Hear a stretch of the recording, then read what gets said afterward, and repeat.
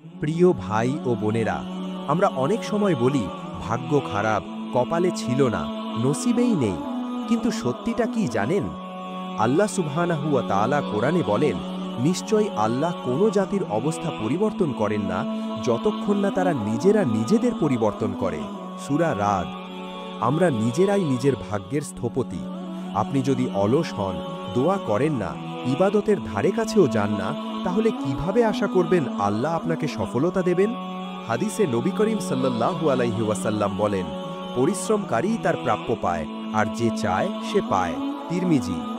আজ আমরা নিজের ভুল, গাফলতি, গুনাহের দায়ভার অন্যের ঘাড়ে চাপাই।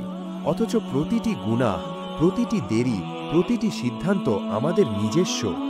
ভাগ্য আল্লাহর হাতে, কিন্তু সেই ভাগ্যকে সুন্দর করার চাবি আমাদের আমল ও নিয়তের ভেতরেই।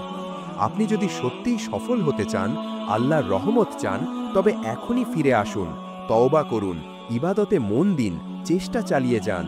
কারণ আল্লাহ বলেন, যে আমার পথে 1 কদম এগিয়ে আসে, আমি তার দিকে 10 কদম এগিয়ে যাই। সহিহ মুসলিম। ভাগ্য নষ্ট হয় নিজের কারণে, আর গড়ে ওঠে নিজের হাতে। তাই আজই সিদ্ধান্ত নিন, নিজের ভাগ্য নিজেই গড়বেন, ইনশাআল্লাহ।